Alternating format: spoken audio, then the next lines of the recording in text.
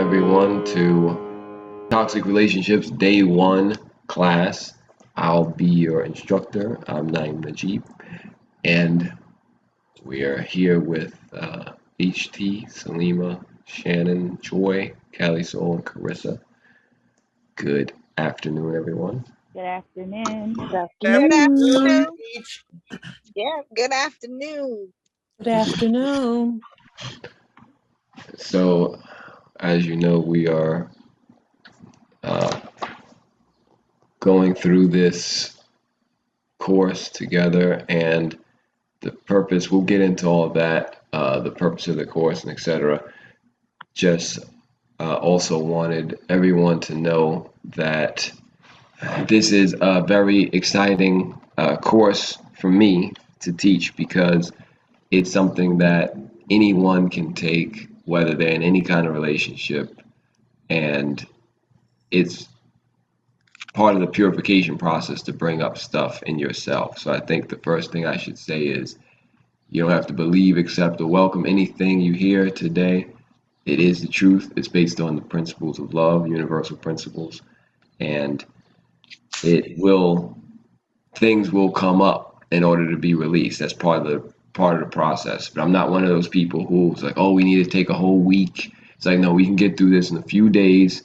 The purpose of this group is to make it easy so everybody who's a part of it can support each other and support each other in going through it and keep each other accountable. So there will be homework and lessons and activities to do. Welcome, Jamila. Thank you for joining. Right in time. Again, thank you all for joining and seeing the value in this. Just share some time with me. Again, I follow the principle that nobody should be turned away from the lessons and the truth because they cannot pay. Because there's no big secret out there about this. Love is not a secret. It's just something that needs to be expressed and explained clearly. And what we have is a lot of confusion and contradiction out here. And what we need is more clarity. And that's the purpose of this. So I will be the way we'll conduct the class is it's going to be reading through this book, this Toxic Relationships course book, which you all should have found on the site. So on your screen will be the actual digital copy as well that we'll be going through. So you can just defer to the screen if you don't have a copy or don't want to look at your own. And I'll be guiding us through this and asking people if they want to read or if they're just listening.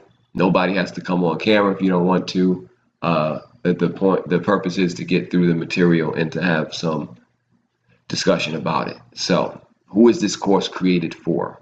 Let's begin with this question. It's created for anyone who is willing to take responsibility for their current state of relational affairs.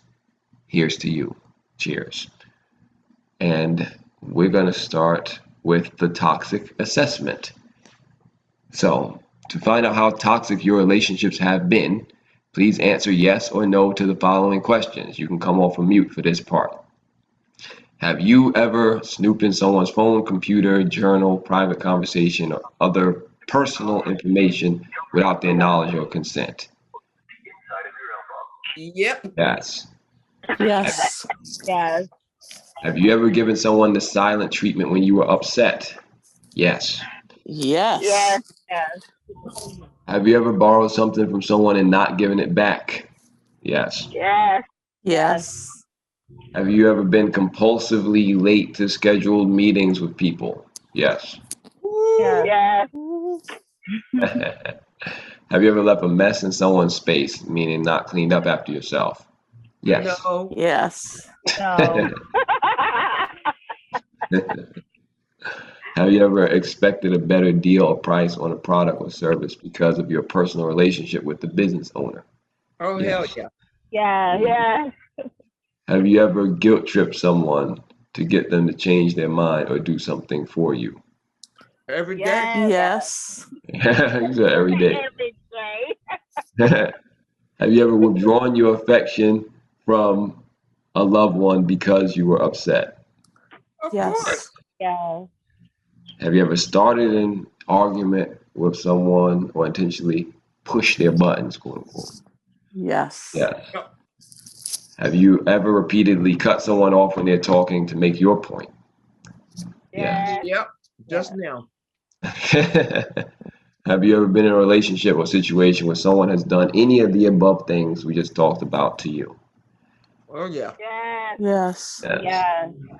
If you answered yes to any or all of these questions, you have been in a toxic relationship and you have participated in toxic behavior. And if you said no to any of them, then that's okay too. You've still been engaged in toxic relationships. But it's okay. I should ask if you ever lied about anything. Yes. Yeah. But actually, lying in and of itself is not like doesn't make it toxic because I mean, think about if your parents told the truth to you about how bad things were really going on when you were out there playing and having a good time. They were like, listen, we gonna get a padlock on the door. You thought we were just going to stay at your aunt's, but we really got evicted. I didn't tell you about that. So I'm not saying that that's always a bad thing. But anyway, if you would like to know if this course if this course is for you, don't worry. It certainly is. But just to be sure, please continue to the next page. So, would anyone like to read? Or can I get a list of people who are willing to read, and then I'll just go from there. Sure. Salima. Okay, Salima. All right. And Salima. And Salima. Yes, and me. So, Salima, can you read this page of questions if this course is for you? Okay. How do you know if this course is for you? It is. Answer the following questions to find out anyway. Do you want to learn about toxic relationships? How to identify them in every form, how to understand what makes them toxic, how to heal and purify toxic relationships? Do you want to better understand why and how certain relationships you've had become toxic, and what part you played in the toxicity? Do you want to know how subtle forms of abuse can exist under the radar of everyone involved, but still slowly eat away at the health of your relationship? Most definitely. Do you want to learn the one critical question to ask to detect and deter this tricky toxicity from ruining your relationships? Where was it? Do you want to learn how to empower yourself so you will never feel like a victim? Oh, yeah. Do you want to learn how to create and enforce healthy boundaries in relationships? Do you want to heal every toxic relationship you currently have with anyone quickly? Where was that? Do you want to love? Do you want love and not fear in your life and relationships? If you answered yes to any or all of these questions, this course is for you. Okay. Should I continue? Yes, please. Who else is this course for? This course is also for everyone you know, adults in relationships with other adults, and in all forms of relationships, not just romantic relationships. Anyone who wants tools to better themselves and their relationships, anyone who is willing to take full responsibility for their life and relationship experiences. Are you ready to learn the overall purpose of this course? Please proceed to the next page. Thank you. Purpose of this course. And did anyone answer yes to any of those questions up in there about that? Yep. Yes. All right, then this course is for you.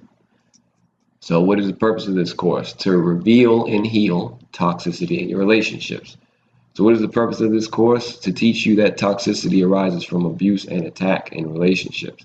That abuse is usually subtle, unintentional, and undetected expression of fear-based programming. To reveal to you that you have been programmed through fear for your entire life. To show you that you have been operating from fear in your relationships, which means you've been contributing to toxicity in your relationships. You have unknowingly been abusive to others in your relationships. To thoroughly and clearly expose the mindset of abuse and how it operates. To expose the many different types of abuse. Not all abuse is physical. There are many subtle and obvious forms of abuse.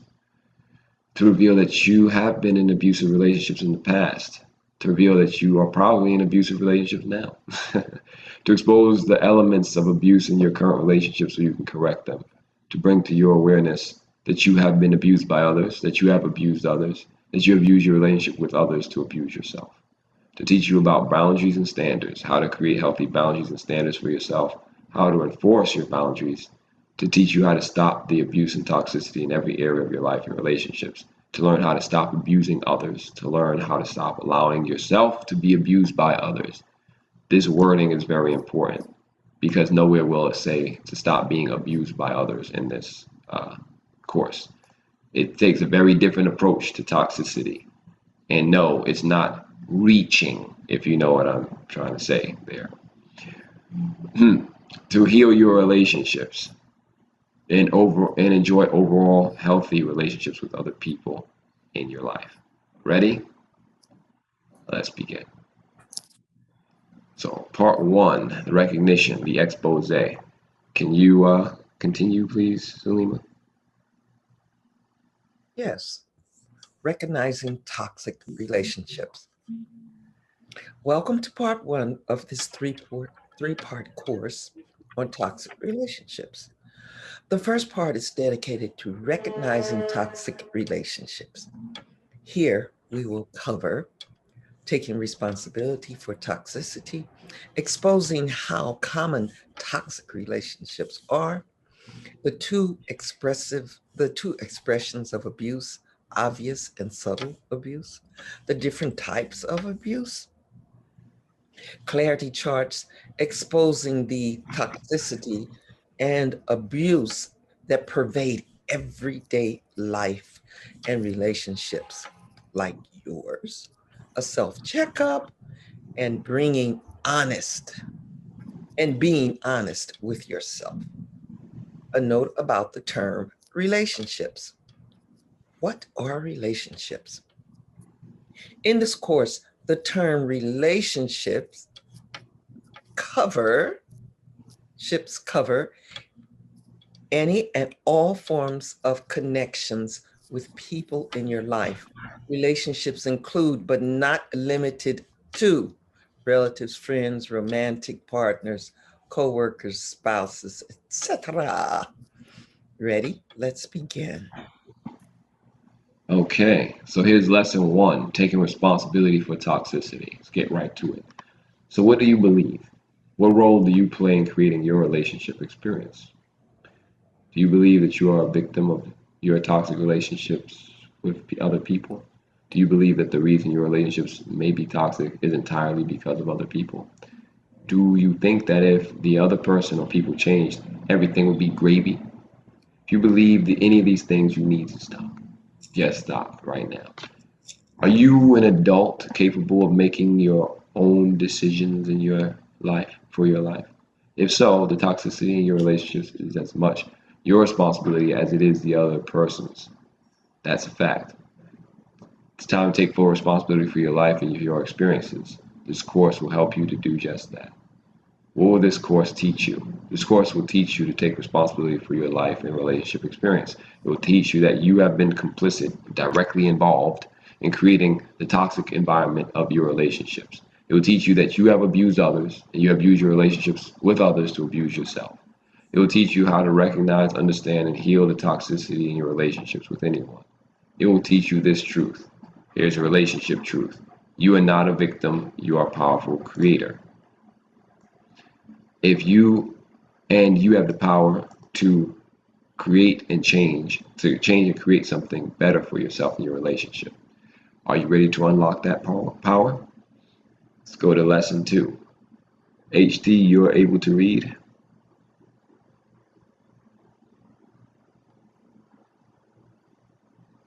Maybe not. Yes, I'm ready. I'm ready to read now. Yeah, I was driving. I'm good now. Oh, okay. So whenever you're ready, we're on lesson 2.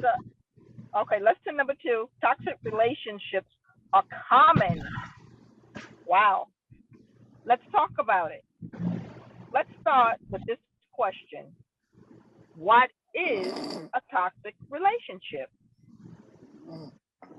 Toxic relationship defined a relationship where abuse, what is that, in any form is present. What is abuse? Abuse is attack. Relationship truth. Everyone has attacked in a relationship.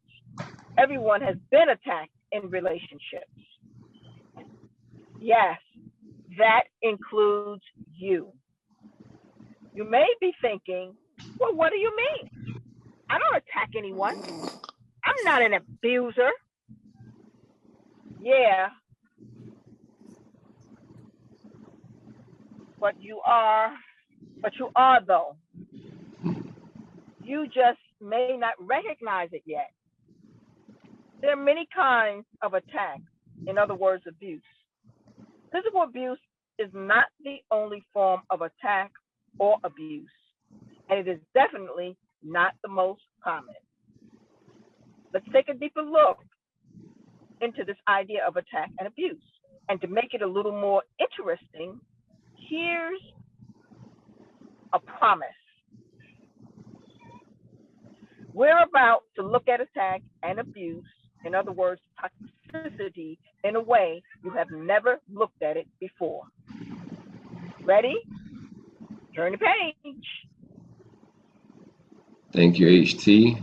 And lesson 3, the true expressions of abuse, subtle and obvious. Before we go into the many forms abuse can take, let's talk about the 2 ways it's expressed. So obvious abuse, number 1, or direct attack, and subtle abuse, number 2, is indirect attack. So what does that mean? Let's start with obvious abuse. What is obvious abuse? Well, obviously, it means that it is clear to anyone observing that abuse is happening in that relationship or situation. Example, someone physically assaults someone else and leaves them with a black eye. That is obviously an attack and obviously abusive. No further explanation needed. So what is subtle abuse? And by the way, y'all, this is the kind that we're going to be looking at more closely, because it's easy to say, yeah, I haven't stabbed anybody in the chest with a knife. I haven't busted the windows out of somebody's car. Maybe I have. I haven't run over anybody in the street or done a drive-by. Like, that's easy to say for a lot of us. But there's other forms of abuse that come up in a very subtle way that we, again, it says here, a bit more involved in nuance. So let's take a look about what is subtle abuse. It's something that can be easily ignored or overlooked, something that can be easily excused, something that may not even look abusive from the outside looking in, something that can have every appearance of being normal. It may even be a common form of interaction in your relationships. Example, giving someone the cold shoulder or silent treatment when you don't get what you want from them. So will you continue, Salima? Certainly. What makes it abusive, though? It is abusive because there are elements of fear, control, and attack in these subtle actions and behaviors. Important note, subtle abuse can easily lead to obvious abuse. Abuse is attack. Remember the following principle: abuse or attack principle. Obvious abuse is direct attack. Subtle abuse is indirect attack. And guess what? It's all attack or abuse. Attack is attack. Abuse is abuse, whether it is obvious or subtle, whether it is overt or covert. Here's a question for you. Of the two subtle and obvious questions of abuse, which do you think is far more common? That's right. Subtle abuse is far more common, and subtle abuse will touch every close relationship you have, either through you, through the other person, or through both of you. How do we correct that? First things first. We have to learn how to recognize it. And let's start by familiarizing you with the many different flavors and varieties attack and abuse can show up in. See if you can relate. Ready? Ready? Ready. All right, so let's I'm ready. continue. Who's that said they're ready? Shannon Joy? Shannon Joy. All right, will you read lesson 4, please, Shannon Joy? Sure. Lesson number 4, the different kinds of abuse, different forms of attack. You've already said there are 2 ways abuse is expressed: obvious abuse, direct attack; subtle abuse, indirect attack. Now let's look at the different kinds of abuse: mental abuse, emotional abuse, verbal abuse, financial abuse, cyber abuse, physical abuse, sexual abuse, resource abuse, and space privacy abuse. Now that you have the groundwork, we're going to make this practical. We will use the following creative and clever clarity chart to separate these kinds of abuse into expressions of obvious and subtle abuse and provide examples. Get ready. You've never seen anything like this before. Continue. Okay. Yes. Note on clarity chart examples and explanations. The examples and explanations will be specifically related to the subtle forms of abuse. Why? Because it is the subtle abuse that is so sneaky and subversive that it seems normal. And you might not even think of it as abuse, but it is. You must become aware of it in order to correct it in yourself and in your relationship. That is why we give examples and explanations. The obvious is already obvious. It needs no further explaining. Remember, just because you may not recognize it as abuse, toxic behavior, that doesn't mean it is not abusive. Check out the clarity chart below. Okay, so we are gonna read this. We'll just each page, we'll have 2 people. So HT and Salima, will you read this? So HT, can you read the obvious financial abuse? Salima, can you read the subtle financial abuse? And then you just alternate the middle. So if you read the middle first, Salima, the next time HT reads the middle. Okay. Okay, got you. Okay, financial abuse. So obvious financial abuse, which is direct financial attack. Stealing money from someone, using their card and or account info without permission. Okay, subtle financial abuse, indirect financial attack, borrowing money and not paying it back, never bringing it up unless confronted about it. It is also abusive to yourself if you loan someone money and don't specifically say it's a loan. Or when you don't define a set time frame in which you want to be paid back. Solution: reduce it to writing if it is important to you and hold them accountable. If you're not going to do that, just call it charity and pay for your peace of mind. Hmm. Withholding or restricting someone's finances or access to their finances as a means to control or punish behavior. The subtle form is always allowing others to pay for you. Oh, really? Never offering to pay for your portion or contribute financially in any way. Examples: going out with others and not bringing any money or payment method, expecting others to pay for you or your portion, sharing meals, transportation, and other services with others and not offering to pay. Wow. Another example of direct, this is direct I financial want abuse.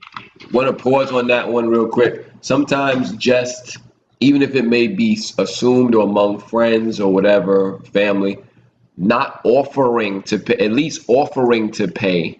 Because think about it. Even if you are in a situation where you're paying for somebody who they just sitting there waiting for you to pay every time, even if they're your close whatever, but the other person that, even if you do pay most of the time, but they at least offer to pay, there's a different, doesn't that carry a different energy? The way you look at these people, and you're like, okay, well, we never explicitly said I was going to pay, but, and we're both grown, and you never offered to pay for me, but we're sharing something financial here, and you just sit around and wait for me to pay. That's that's abusive, right? You like, okay, well, you could at least offer, right? Because if I didn't explicitly say I'm paying for us, then the offering is recognizing that, listen, we're sharing resources right now. I want to contribute. And even if they may not be in a position to pay 100% of the thing or their portion, any offering carries a different intention than sitting silently, with a greasy mouth while somebody else is paying for you every time.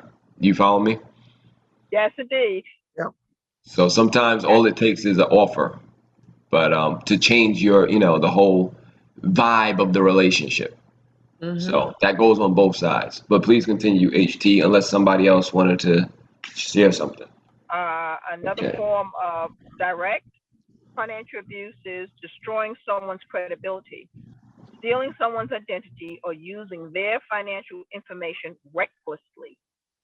A subtle form is expecting a better deal when doing business with someone because of your relationship and calling this support. Wait a minute, go back to that. Expecting a better deal when doing business with someone because of your relationship. Why is that abusive? Because you don't want to pay the full price. If you read the middle, Salima, it's your turn anyway. Oh, That'll answer your question. okay, I got you. If you expect a hookup slash discount from someone because they are your friend, relative, or any perceived special connection with them, you are financially abusing them and robbing their company. All right. Like any business owner, they are in business to make a profit, not suffer losses at the hands of their friends and families who call it support. If you see their good, if you see their goods and services as truly valuable and you truly want to support them, buy extra and donate some. Make a charitable contribution. Sponsor someone else to receive their products. But don't expect someone to lose profits from their business because of your personal relationship. They don't own you. They don't owe you anything. Remember the saying, it's not personal, it's business. I get it. All How right, about that? so say more about that. What do you get? Because this is also part of the discussion. So after each chart, we can kind of look and see where that relates. So how do you, what connected for you on that note? Um, I'm thinking about the whole idea of quote kind of nepotism-ish, you know, and like if you're in the family, you know, you're part of I'm thinking like if you're in the family, you are getting already getting some of the profits of it, maybe. So it's kind of like putting money in your own bank sometimes, maybe. I'm thinking, I don't know, but I do Well, understand. I do understand that it's a business and they're in it for profit. But I would not, I really would not expect Iman to charge me for doing a website for me, and that's probably why I don't have one. oh, you got it, huh? You got it. Because he Got ain't it, got no Zalima. time for no That's free right. Then you need some paying customers over here. That 2 hours that I'm going to give you, then I can give it to somebody that's going to pay me for them. That's right. That's right. That's so I'm getting it. I'm getting it. I got it. I got a question. Mm-hmm. I read, how many books do you have again? Published Published and ready to distribute? 13. Okay, so I'm assuming you're counting communication is not a game, trust is not a game, love is not a game, which I Yeah. already have. Yeah, So I'm that confident. you have 10 that I do not have in my possession. Now, since I'm coming up there in a few weeks, is it abuse if I expect you to give me a copy of the rest of the 10? You know what? It That's would only how about this? It would be fair if I'd be like, you know what, Callie, so bring an extra bag because I'm gonna have when I have 50 books, then I'm gonna give you a copy of all of them and see if you can struggle to the airport with that extra 2, 3 bags of books from me and see how, because that just watching you struggle to the airport would be payment for me. So no, it's fine. well then, and I feel like if you're gonna do that, then you can pay the extra baggage fee too, even though it may be the book, because I'm gonna have to pay to get that home. But yeah, I'm glad that to hear that subtle financial abuse is still abuse as well, because I've experienced that and I've been innocent of it as well, thinking someone should do something for me. Even my mother, like my mom doesn't owe me anything, and that's my mom. But if she has a business that I am supposedly patronizing or supporting, I should actually support it, right? And not like, oh, well, because you're my mom, you're gonna give me a discount, right? Yeah, right. Yeah. And in return, that is probably the reason I'm not as successful as I can be in my businesses, because I don't really expect my friends and family to pay, that much. I give them slack, Oh. Yeah, I Yeah. really That's kind of do. messed And up, I Zalima. don't even feel right charging them sometimes. So that's something that I need to look at again. And that's what Well, we're yeah, doing it is together. abuse. Yeah, it is abuse in the fact that they're not, if they, oh, even if you don't expect them to pay what you would pay for on the market in terms of what you're charging people, then yeah, that's something you have to work through in Yeah, terms of yeah. so like in most of my situations, I am really being self-abusive. I'm Yes. abusing Yes. myself because I allow it. I set it up like that. You know, go, Yeah. oh, like all my friends, I say, oh, my voice lessons are $75 an hour, but you know, I've known you, you know, you're in the family, so you're just 50 or you're 45. And then every damn body I know is in the family. So everybody's paying 50 and 45. So there you go. Yep. So you're gonna sing Ave Maria at my wedding for free because Hell we're yeah, miracles. I would. I'm that kind of person. Yes, I would. No, I'm not gonna. I'm not And gonna pay my accept that own for you. and pay my own way to Denver to do it. Oh my goodness. Yes. Oh boy. God bless you. So Well, y'all as better they help say, the girl out. You better work with that's me. right. That's why we're here in this class. So I we need to can make get some an money. understanding. You need to make Yeah. some money, yes. Yeah, because when you do that afterwards, don't complain. Yeah. Well, yeah, because then I've done silly stuff like that before. And on my end, you know, looked at it like it's me going above and beyond. And, you know, then I get home and I'm kind of pissed and upset at the person. And then I have a silent grievance that they know nothing about because I decided to show up that they, you know, offer them to sing at their wedding for free and pay my own way, you know. Again, I'm grateful for this class.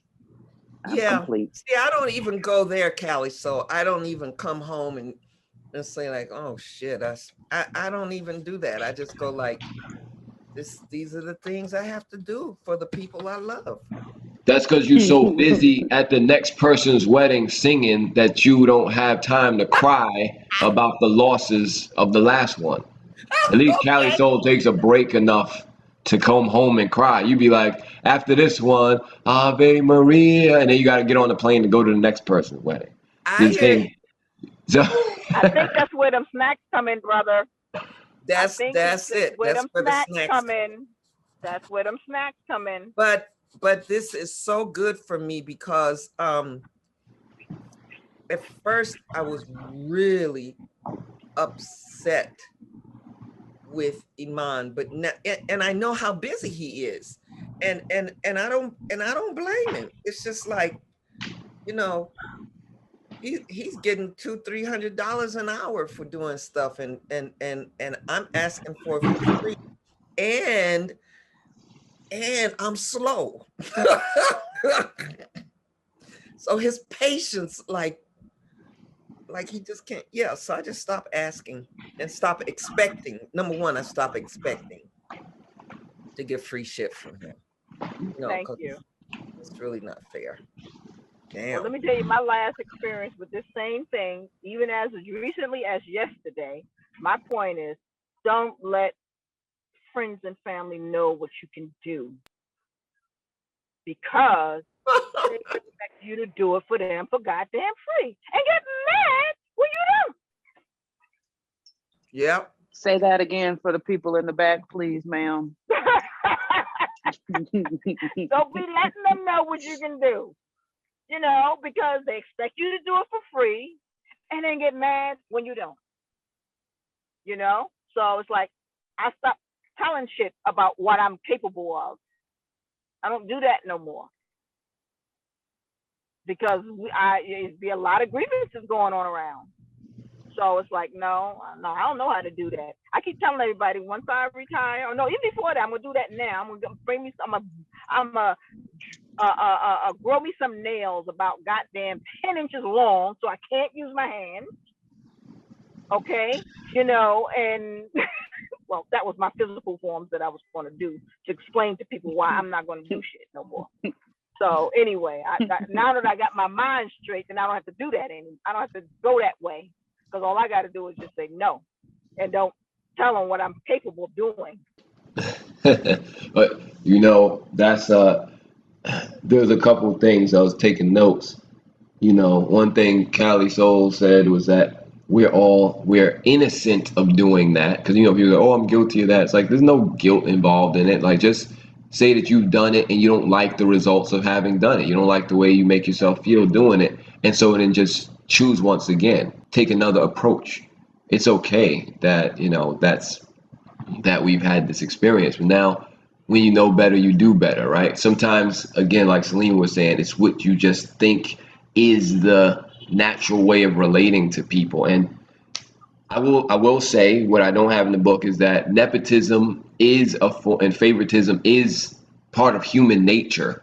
Whole entire countries and governments are run over that. I mean, look at Mario Cuomo and Cuomo in the office now. Look at Bush in the presidency. Look at, just look at any, Denzel Washington and John Washington. Look at different things about how, there's always favoritism going on amongst families, and it's human nature. So don't look at it as wrong or bad or good. But when you're doing something that is more than one person involved, and especially if you're running a company, a business, and you have a policy, don't state a policy that you're not going to be fair, fair with, because that's what a policy is for. It's supposed to be a universal way of treating people. Like, imagine Amazon just said, all right, well, some people don't have to pay for deliveries and other people do. It's like, but that's what Prime membership is for, right? Well, you're paying for Prime membership, so you're paying for the right to have certain things to be free of charge. I mean, for delivery to be free of charge. All right, Salima, you should be able to record now. But it's not like, oh, I run a delivery company. It's like, oh, that's my friend, so I'm gonna just send it to them for free and cover the shipping and handling. But that's my regular client. I'm not gonna cover the shipping and handling for them.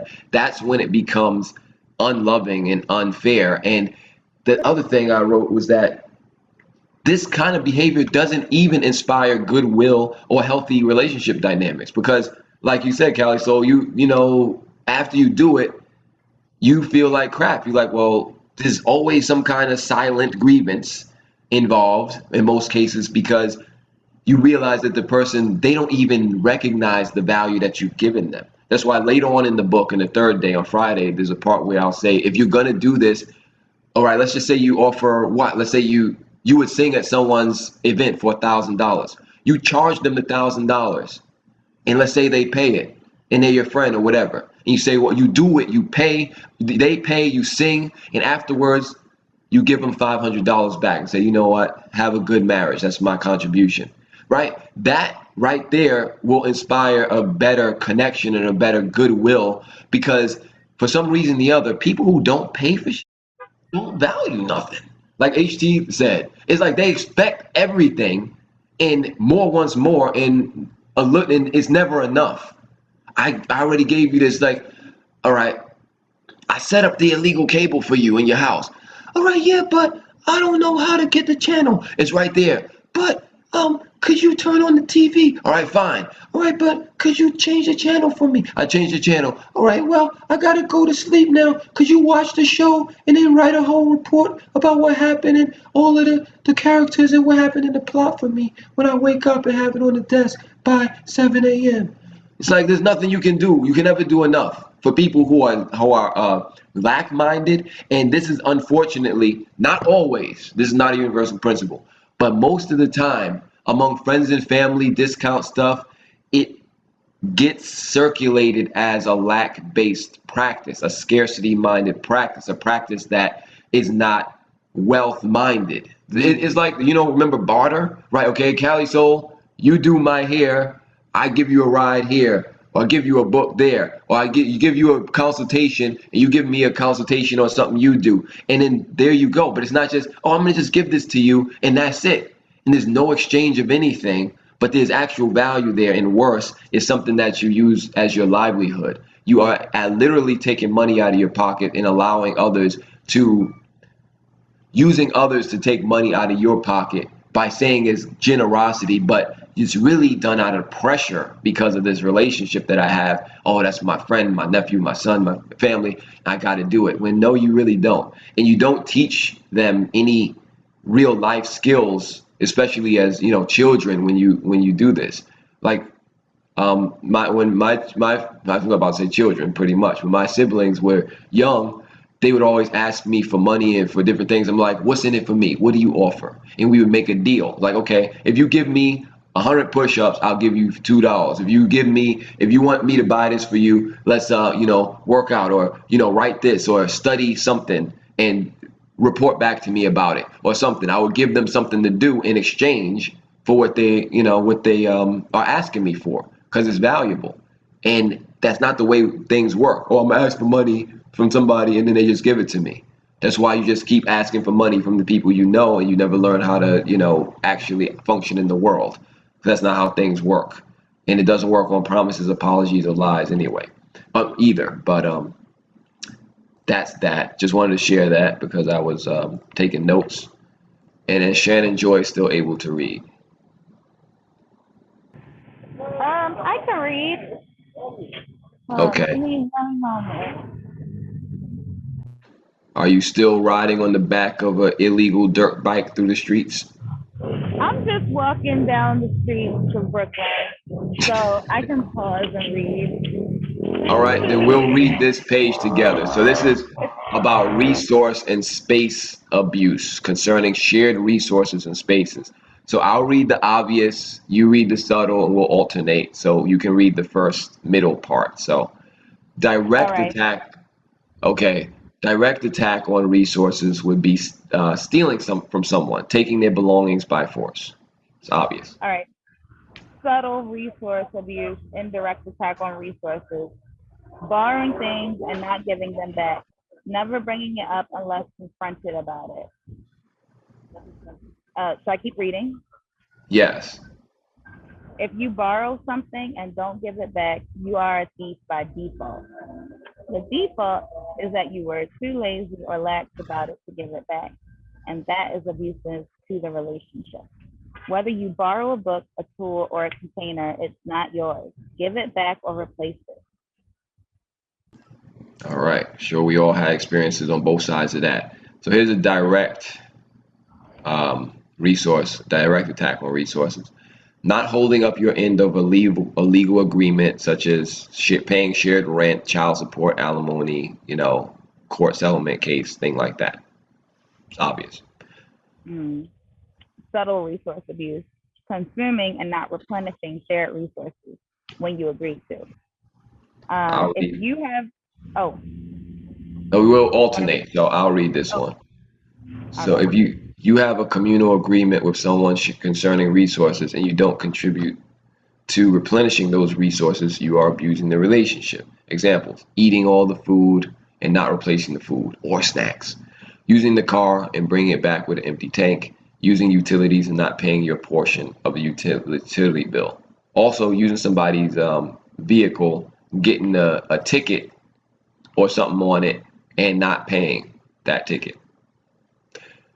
So here's an obvious attack on resources: intentional destruction of property, sabotaging, damage, breaking another's property without repairing or replacing it, breaking the windows of somebody's car, right? Yeah. Subtle abuse is leaving messes, garbage, filth, dishes in the sink, dirty evidence of your presence, etc. If you share a space with someone and you leave a mess, you are abusing the space, you are abusing the relationship. Who is supposed to clean it up? Do you have a maid service, or are you the maid by default? How do you feel when someone leaves their mess in your common space? What message does that send? Do you feel respected or attacked?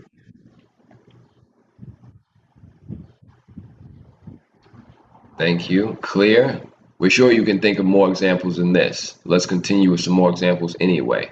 Anyone want to say anything about this topic, resource and space abuse? All right, let's continue. It reminds me of college and my first roommate. You say your first roommate? My first roommate in college, and the mess that she would make, and I would scoot the mess on her side of the room because it would come on my side. And I think it was unconscious and subtle abuse because she was used to having a maid clean up after her, and I was not. So, but I was determined to not become her maid. So I was in a very interesting situation where I was like, I should just clean up your side because it will benefit me for it to smell better in here. So I went back and forth with myself about doing that. And then I just decided to talk to her like an adult. So So you were drawing boundaries, which is what we get into on Friday, which is important. So thank you for sharing that. yeah, you're welcome. Another way to draw boundaries is just take all their dirt and put it on their bed. All their stuff, all their dishes, all their other stuff, just put it right on their bed and be like, yeah, that's yours. Don't leave it in don't leave it in space. So yeah. HT and Salima, you willing to read this? Mm-hmm. Yes, indeed. All right. So can you read the obvious side and you read the Salima, you read the subtle side, HT? Okay. All right. This is a Clarity clarity chart. chart on obvious and subtle forms of abuse. This is mental, emotional, and verbal abuse. Okay. So the obvious emotional abuse is direct mental and or emotional and or verbal attack. Okay. So the obvious abuse, verbal attack, heated arguments, verbal intimidation, yelling at someone. Oh, what did I got it backwards? Yeah, that's all right. You just read the subtle abuse. All right. The subtle one is a silent treatment, not speaking and behaving as if the person does not even exist when you're in the same space. Oh, I hate that. The silent treatment is a very important and very effective form of emotional abuse. Although it doesn't seem like much, it is just as abusive as direct verbal attack. Why? Just because the person isn't saying hateful things out loud about you doesn't mean that they are not saying them silently in their own mind. Is the energy not felt? Yes, it is. The silent treatment is a manipulation tactic meant as a punishment for the person, for the other person or people. It is intentional and it is felt and it doesn't feel good. That is why it is emotionally abusive. Mm, mm, mm. Yep. HT. Which side? I'm doing the other side. Yeah, Salima, it's on Oh, I'm you. sorry. Condemning and belittling, belittling, ridiculing, calling demeaning names, harassment, insulting. That's direct. Right. All right. So the subtle one would be dismissive conduct, cutting someone off when they're speaking, not listening to what they have to say. Constantly cutting someone off when they're speaking is a form of attack. If you want someone to hear what you have to say, but you won't listen to what they have to say, you are behaving as if your voice and your points are more important than theirs. This means you are undermining them by trying to dominate the conversational space. Whether you mean to undermine them or not, you are undermining them. This is why constantly cutting someone off to make your point is a form of attack. Wow. Okay. Direct. Threats. Threaten to inflict physical harm on themselves, others, or you if you don't do what they want. Indirect is withholding affection, shutting down, being cold, intentionally distant, and denying affection to punish behavior. Withholding affection can come in many forms, but it is always used to punish, which is an attack. It could take the form of withholding attention, communication, and even kindness. It is abusive, petty, and emotionally cruel. Either give affection freely or don't. Denying someone affection because you are upset is malicious. Wouldn't do it to a baby, right? Baby's like, where? Like, shut up, baby, I'm mad at you. Go breastfeed yourself. You know, we do it to Yeah, each other. yeah, So, anything on this on these examples? Because we got more on this. Got like two more to go. yeah. Well, Anything? I think I've experienced both of those lately too, in terms of the silent treatment and the withholding of affection. Mhm. So I just leave people to themselves after that. I get that. Like, have a keep, good day. Bye. keep it for yourself. That's right. Keep it for yourself. Miss Jones had the best rule for that one. Yeah. Who is that? Your mama, right? Yes, indeed. Yeah. Yeah. Murtis Jones. That's All right. right. We got Mert's rule, we got Deke's rule, and we got Burns. So all of them, all of them work on either side of the abusive relationship. Because for the burn rule, which is not enough till I get enough, well, that's on the other side of the emotional abuse calendar. Chart. Go ahead. Yes. Amen. All right. So should I start with lying and gaslighting? Well, I want to see is yeah, you and I can do this one, so you can begin. Okay. Lying and gaslighting. Wow, trying to control someone by making them think that something that is true is not true. Guilt tripping, subtle emotional abuse, trying to get someone to make themselves feel bad for not behaving as you want them to behave. And this wording is important because most people don't word it this way. They saying trying to make someone feel bad for not behaving as you want them to behave. But the question is it possible to make someone feel bad? Well, No, brother. Not directly, right? You could suggest something, push buttons or whatever, bring up the past, things to have them trigger themselves, but you can't directly make someone feel bad. If that's the case, you could do it every single time with every person in every situation, but it's not the case. And welcome, Tisha. Tisha, thank you for joining. Hello.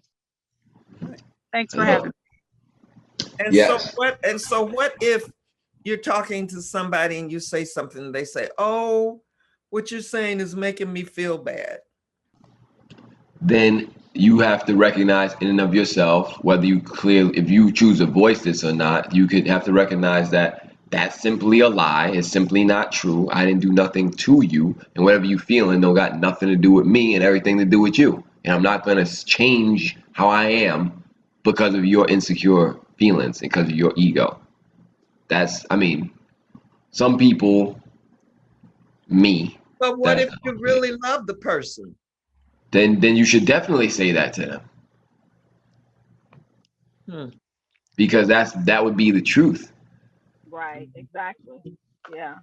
You know, if you don't tell them the truth, then how are you loving them? You're leading them on to believe that they can Manipulate. manipulate. Like oh, like kids. They start crying, and then you go run to their aid because they realize that the correlation between them crying and you giving them attention with their crocodile ass tears.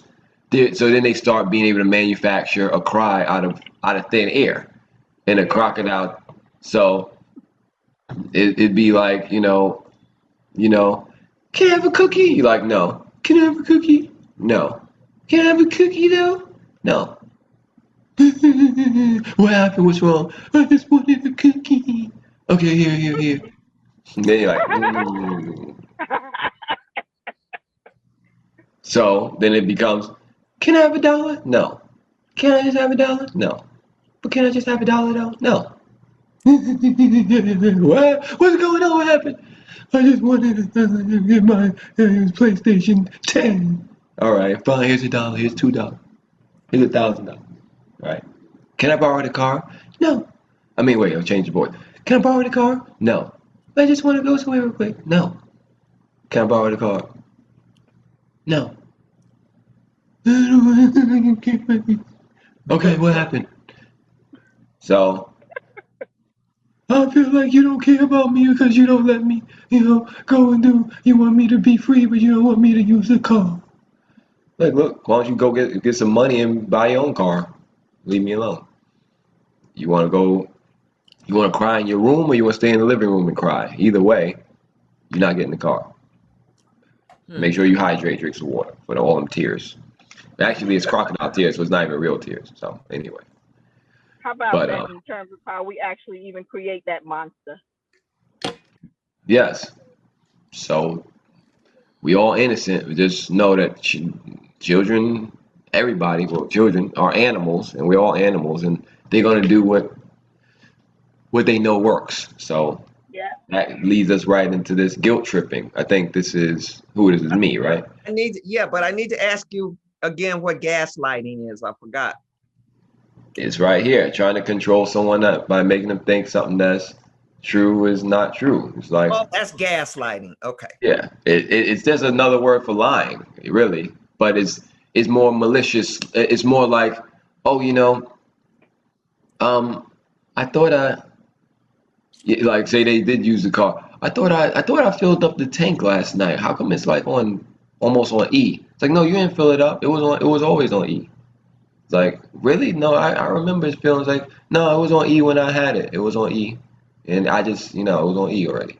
Like gaslighting is like that, trying to make somebody think that something is true. It's not.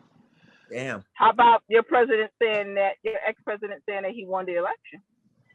Oh, well, that's another way of, another thing. So, Trump's gaslighting 101. and then but he has a really good defense because whenever you don't go with him, he's like, fake news. All right, guys, fake news. So he's got a response to all of that. Oh yeah. So guilt tripping, trying to get someone to make themselves feel bad for not behaving as you want them to behave. So the guilt trip is the oldest trick in the abuse and toxic relationship handbook. What is the guilt trip?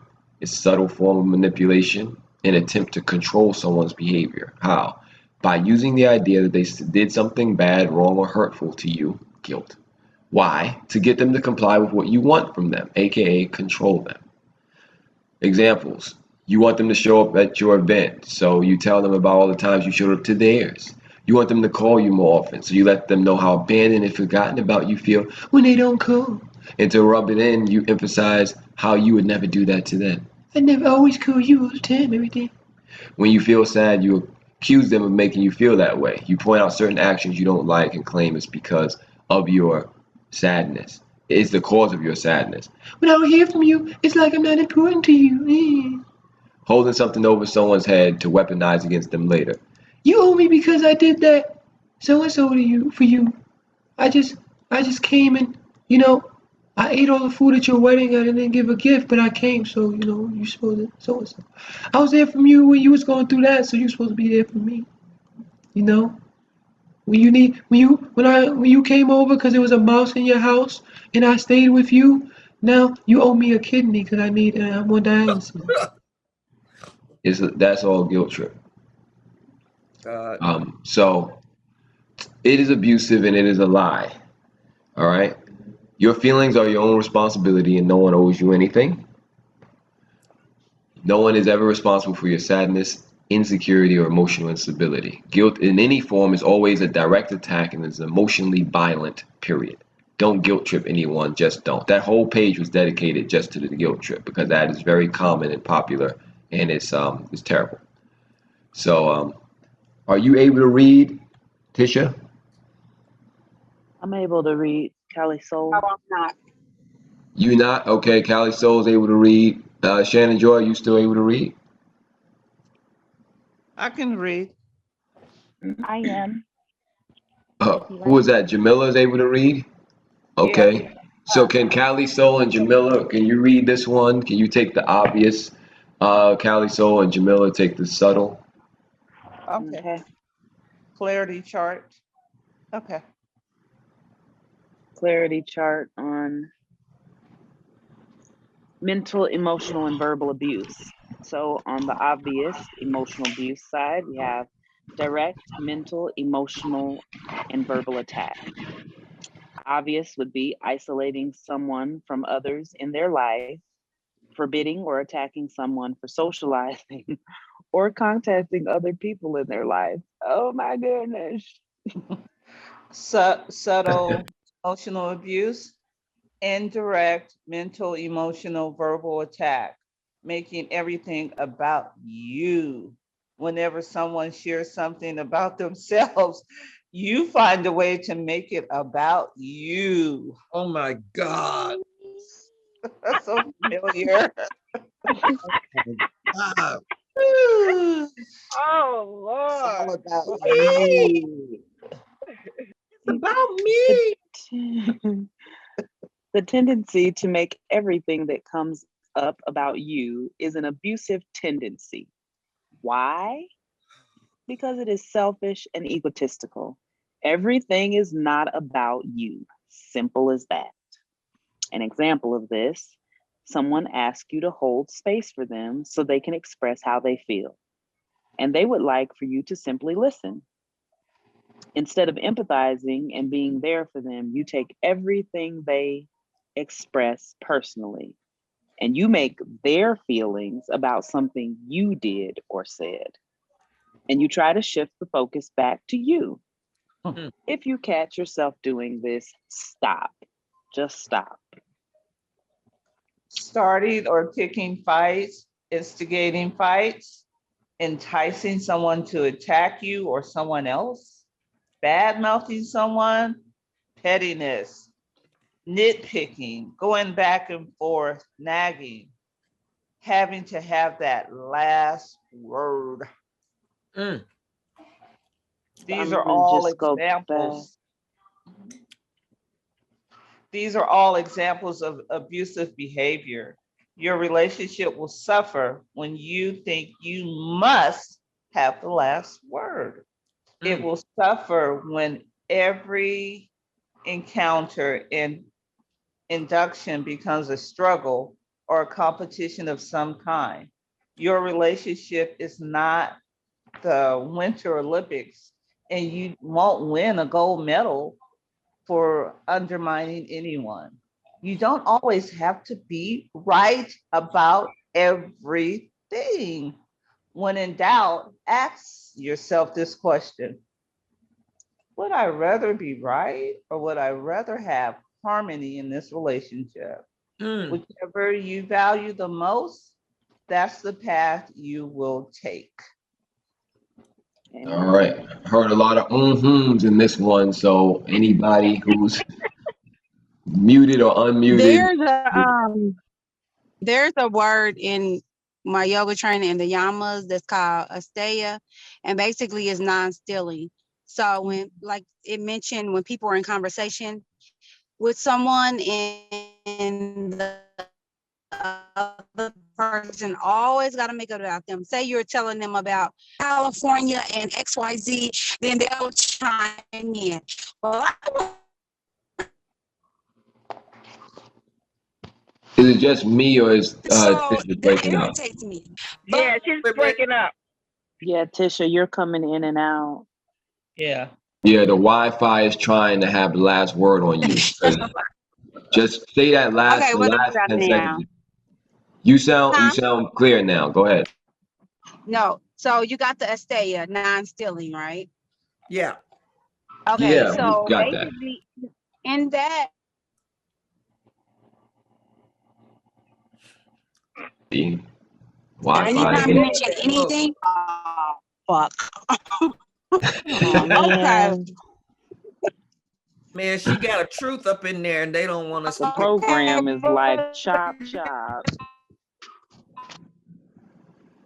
Dang, Now, huh? we still missed right after you said okay now, and then we missed all of that. Okay, so can you hear me clear now? yes. Yeah. Well, right Yeah. now, yes. Okay, so when I'm in this particular around this particular person and I'm like, you say anything like, oh, I've been to this restaurant or I've been to this country or wherever, they always steal the conversation. And Astea means non-stealing.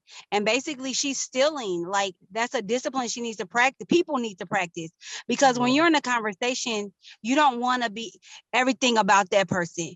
Oh, I know somebody who works for the news channel. It's just always about, they make it always about them. And you're saying that's abuse. Yep. Yes. Yes, ma'am. Yeah. And how I feel about it, it's very irritating to me because I understand what is going on. And is that my own problem that I have to work out within myself about how I feel about it? No, Should that it irritate me? yeah, it's not about how you feel about it. It's about how you participate in it. And I like the term you used, which was called non-steal. I'm thinking you're meaning stealing, like shoplifting, like stealing. You, that's what you No, mean, like right? stealing the moment. It's called The moment. Astea Uh-huh. in the Yeah, Yamas. that's what I'm saying. You saying that they're stealing the conversation, and that's exactly what it is. Because like, hey man, my mother just died. Oh well, my mother and my stepmother died at the same time. Exactly, Well, like damn, exactly. you Like know? one up on you. Like always trying to have one up on you. Yes. That is abusive. It Okay. is. No, so on Friday we get to the solution. How do you deal with that? And everybody's solution will be different. You have to cater it to yourself. It's not like I can say, well, tell them shut the fuck up and listen. That may be someone's solution, but not yours. It's Right. about drawing the boundaries about, okay, well, I know this person is a conversation thief. They like to steal it and make it go in the direction they want to go. And so how long am I gonna sit here or am I gonna bring it to their attention and check them, or am I just gonna sit here and listen, or am I gonna go in and just be like, all right, I already know this clown is gonna try to make it about them, so let me just throw something out there, like, yeah, man, I just lost my kidney, man, I lost my lung and my kidney and my spleen and my tail. I didn't even know I had a tail, but I lost it. Like, all right, so just see what the hell they're gonna say, right? Because they're gonna make it about them somehow. So we'll come into that, but how you feel about it is the the response to the abuse that's going on. Because whether somebody's constantly cutting you off, like the Wi-Fi just now, or whether someone's constantly taking what you're sharing and making it about them, it's still abusive because it is a subtle form of abuse, and it comes out of selfishness. And a related material would be my book about the secrets of selfishness, how to ruin any relationship. It talks about that there too. So thank you for sharing that. Yes. And I just want to add that one really great indication, that simple indication that we know that we're being abused, is that while we're going through it, we don't feel good. We feel angry. We feel something. We don't feel right. Yeah. Then that's abuse. You being abused in some kind of way, because that ain't feeling right to you. Right. That's true. Well, top Yeah. it off, when you get ready to tell your story, then they be like, oh, you said that already. Thank you. Motherfucker, you said what you had to say 50 times already, and nobody cut you off. Right. Exactly. Yeah. Fake But news, guys. Don't want to hear it. Fake news. Everything you're saying is fake news. All right.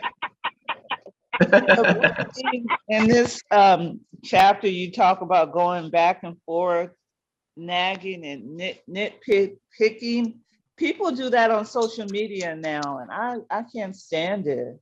They put their whole business out on social media, and family business. I don't, and that's not good. I think that's abusive.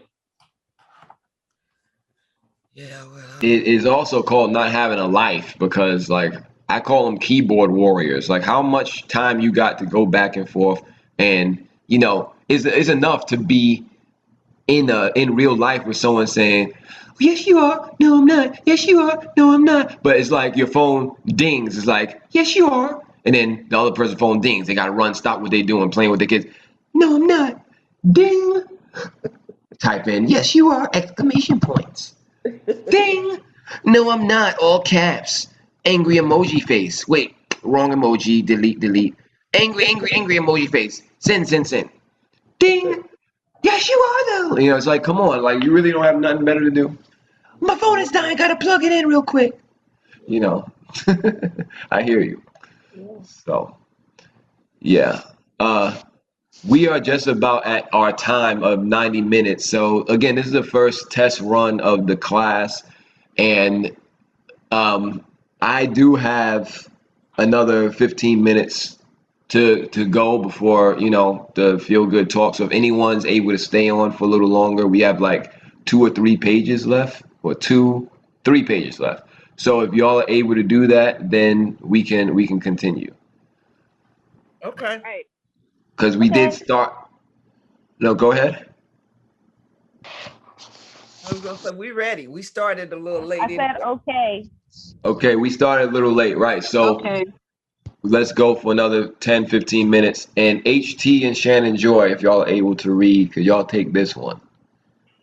Okay. All right. You can hear me? Yeah. Yes. Okay. So this is physical, sexual, and other abuse. So the obvious physical abuse would be physical assault, physically attacking and hurting someone's body. Okay.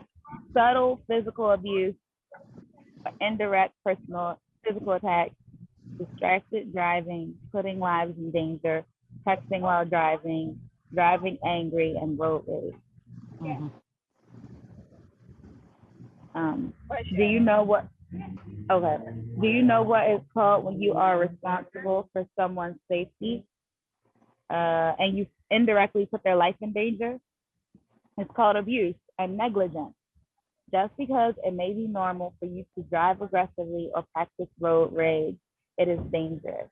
Aggressive driving kills 2 to 4 times as many people as drunken driving. Texting while driving is 6 times more likely to cause an accident than driving drunk. Driving angry increases your likelihood of crashing by nearly 10 times. 1 in 4 accidents are caused by distracted texting while driving. Don't do it. You can't live with the wrong outcome that text message notification device can lead. How Stalking. many of us here knew those stats? Because I often use stats, but that particular time I wanted to use stats because those stats are alarming, because a lot of people do it. Most people do it, like angry, aggressive text, and you see how dangerous it is, right? So just wanted to put that out there. Right. Thank you for that. Yeah. Thank Appreciate you it. for that. Yeah. Stalking, following someone without their consent or knowledge, showing up unannounced to places they frequent, looking for them. Subtle cyber stalking, harassing someone through their devices by constantly calling, texting, DMing, emailing, location checking, tracking, etc., following their social media to clock them. What you were talking about, Jamila? Go ahead. Yep. Yep. HT. Checking up on someone constantly when you are not their ICU nurse is abusive, whether it is stemming from insecurities or concerns about their well-being. It's not healthy. So stop. They'll live. Let them live and go live your life. They'll reach out to you when they reach out to you or not. Then we have rape, force, and non-consensual sex, unwelcome touch, unwanted pregnancy. Refusing to use safe sex practices, not using birth control or getting checkups. Continuous conversation about consent is extremely important. Just because you've had sex 999 times doesn't mean you need consent on the doesn't mean you don't need consent on the 1000th time. And consent can be revoked at any time. Consent must be established each and every time. Just because you're married or in a sexual relationship, that doesn't make you the lord and tailor of your partner's body. Ask, just ask. See, I did there with the Lord and Taylor though. Just Right, that's cute. Yes, all I right, love that. trying to be a Taylor. Just saying, gotta have fun when you're writing stuff. Especially stuff that most of us have been involved in with all of this type of subtle abuse. Like we've all been through it or been on both sides of it. So it's why, you gotta bring some lightness to it. So let me see who is able. So I know. Let me see. Callie Soul, you able to read? Maybe not. Okay. Shamila, you read? You able to read? Yeah. Mhm. Okay. Can you read the subtle physical abuse? I'll read the obvious. So Okay. direct physical attack, drawing or using a weapon on someone, threatening or actually using the weapon against someone. A subtle physical abuse, indirect physical attack, violating confidentiality, sharing someone's private information, which they told you in confidence. Here's a general rule to follow regarding interaction with people.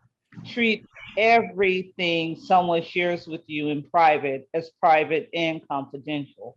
If you don't explicitly say, I want you to tell so and so what I just told you, treat it like a secret.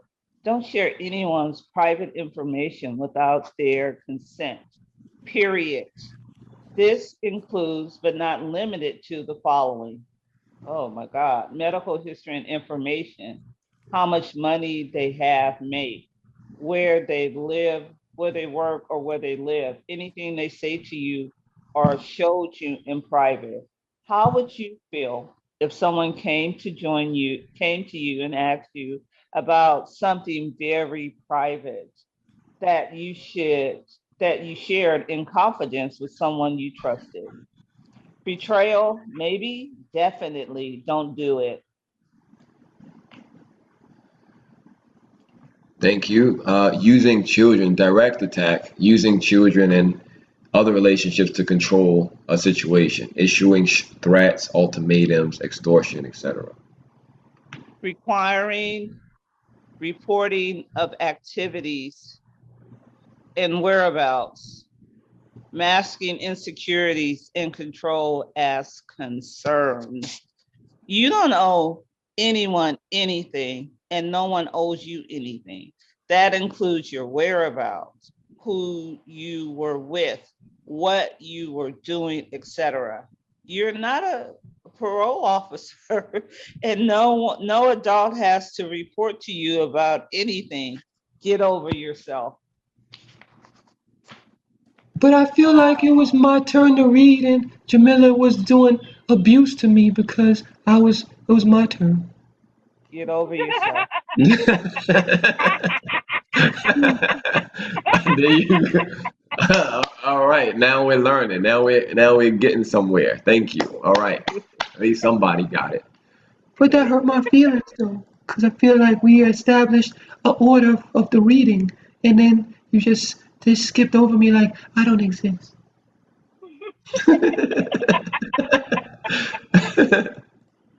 Oh Lord, brother.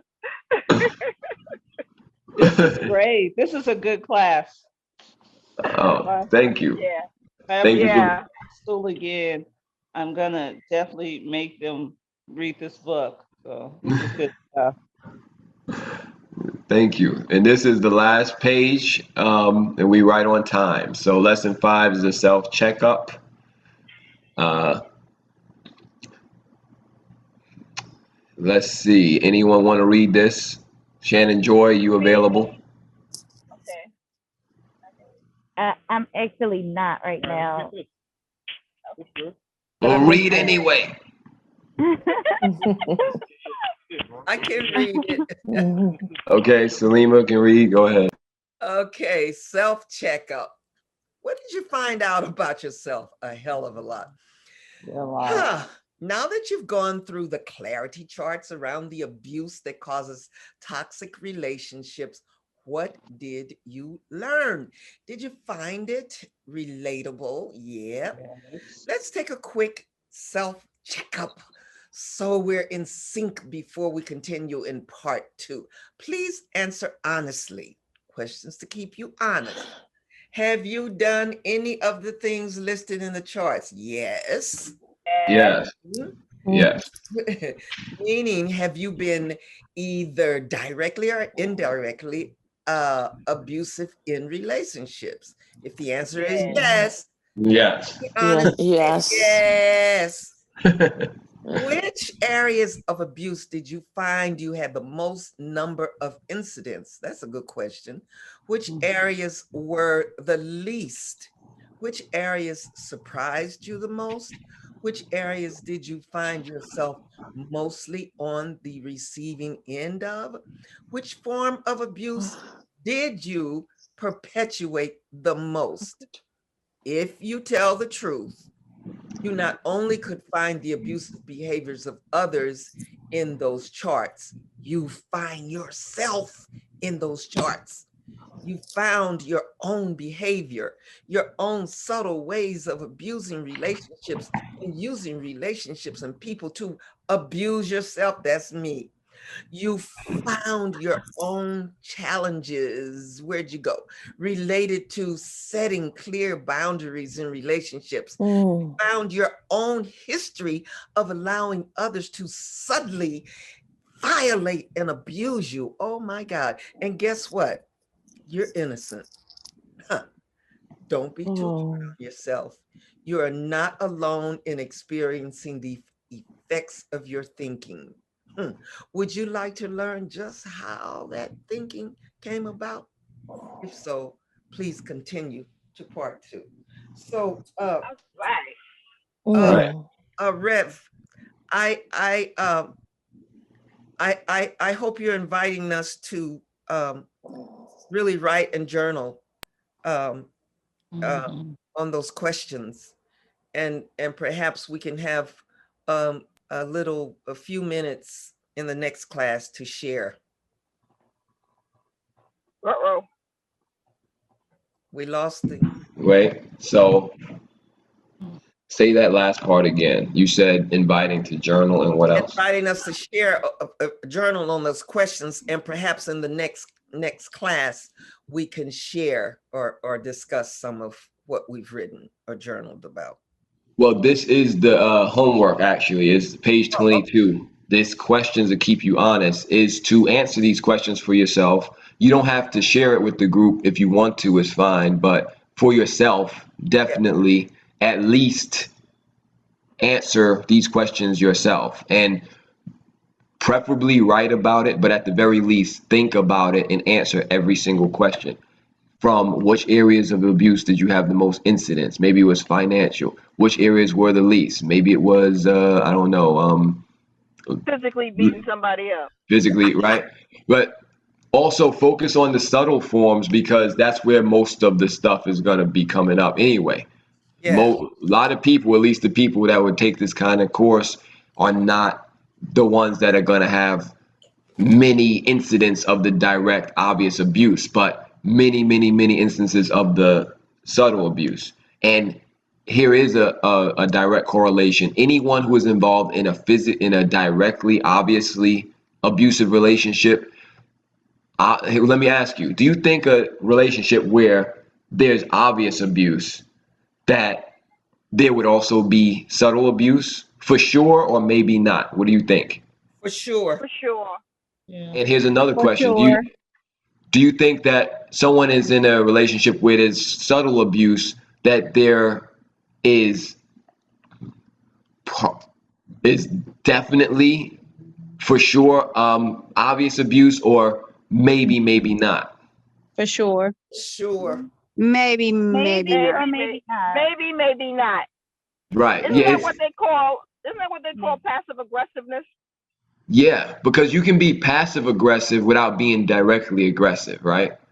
Someone could be like, oh, uh, passive aggressive, like hide your, hide your keys to your car when they don't want you to go out. But aggressive would be like they snatch your keys and say, I'm not letting you go out, right? So either way, it's abuse and it's an attack. But every relationship has the subtle kind. That's why I said everyone does, but not every one has the obvious.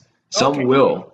So it's like maybe, maybe not. It's not a universal principle, but it is a universal principle that if you have this stuff on the obvious side going on, there's definitely stuff on the subtle side going on. Yeah, That's because something to realize. sometimes you can have these weird relationships with coworkers and they not beating your ass and shit, but that subtle abuse can But become. if they're undermining you and smiling in your face and talking crap to you in a report or a review or saying stuff That's that's what I not true, right? That's taking money out of your pocket, could get you fired. That is direct abuse. What's the difference between me going in your account and taking money out and me blocking you from a promotion or blocking you from a raise or blocking you from even being able to continue working because I'm talking shit about you behind your back to the boss or to someone else or even to your clients or whoever. It's the same thing, Yeah, right? yeah, So that's why that's another reason why you it's important to realize that. And that's why I'm asking everyone to leave a review. Like you can go in the comment section of the website and leave your review. You don't even got to use your real name. But when you leave your honest reviews that I like, yes, I'm gonna be special. If I like it, I'm gonna use it. If I don't, I'm not. But if you leave your honest review, then I will put another part of the page, which is, reviews of the course so that people can see the feedback from people who've actually taken it. So that's part of the feedback in this initial run through. So thank you all for participating. And this is the homework here on page 22. Answer these questions for yourself. And if you want to share it the beginning of next session, then that's what we'll do tomorrow at 5 p.m. thank you Right, so Iran. much. Thank you so much. Thank you, thank you, thank you.